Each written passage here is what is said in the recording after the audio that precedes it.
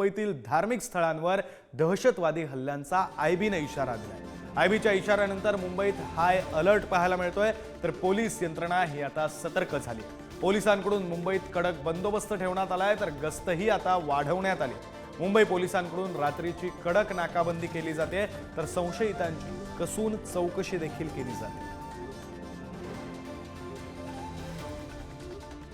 प्रतिनिधी धनंजय दळवी सध्या आपल्यासोबत जोडले गेलेत, आपण त्यांच्याशी बातचीत करूया। धनंजय, आपण अतिशय महत्त्वाची बातमी पाहतोय। मुंबईतील धार्मिक स्थळांवर दहशतवादी हल्ल्याचा इशारा हा इंटेलिजन्स ब्युरोने दिलेला आहे। आता गस्त सुद्धा वाढवलेली आहे। तुमच्या पाठीमागे सिद्धिविनायक मंदिर पाहू शकतो, काय नेमकी परिस्थिती आत्ताची?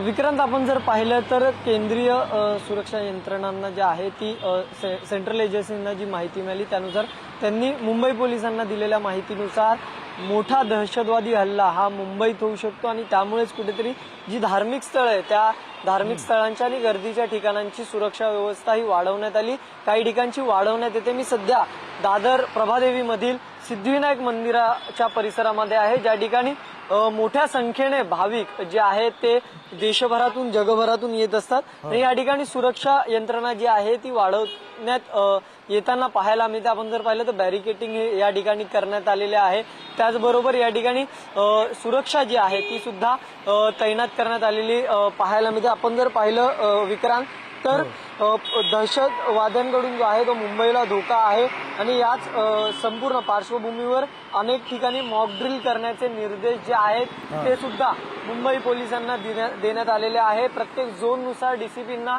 हे जे आहेत ते निर्देश मुंबई पोलिसांकडून देण्यात आलेले। त्याचबरोबर विक्रांत, आपण जर पाहिलं तर फक्त सिद्धिविनायक नाही तर मुंबईमध्ये अनेक धार्मिक स्थळं आहेत, विविध धर्मियांची धार्मिक स्थळं आहेत, तिथे सुद्धा अशाच प्रकारची सिक्युरिटी जी आहे ती वाढवण्याचे निर्देश जे आहेत ते देण्यात आलेले आपल्याला पाहायला मिळतं। खबरदारी म्हणून हे सगळं करण्यात येतं। त्याचबरोबर विक्रांत, एक महत्त्वाची गोष्ट म्हणजे आगामी काळात विधानसभा निवडणुका आहे आणि त्याच पार्श्वभूमीवर कोणतीही दंगल किंवा गालबोट लागेल असं काहीही होऊ नये यासाठी मुंबई पोलिसांनी ही खबरदारी घेतलेली आहे आणि आता त्यातच दहशतवाद्यांकडून धोका असल्याची माहिती मुंबई पोलिसांना मिळाली आणि या सर्व गोष्टी लक्षात घेता मुंबई पोलिसांनी संपूर्ण शहरात कडेकोट बंदोबस्त तैनात केलेला आहे। त्याचबरोबर नाकाबंदी ज्या आहेत त्या वाढवण्यात आलेल्या आहे, रात्रीची गस्त जी आहे ती सुद्धा वाढवण्यात आलेली। आपण जर पाहिलं तर क्रॉफर्ड मार्केट सारखा एरिया असेल ज्या ठिकाणी मोठ्या संख्येने पर्यटक जे आहेत ते खरेदीसाठी येत असतात, त्या ठिकाणी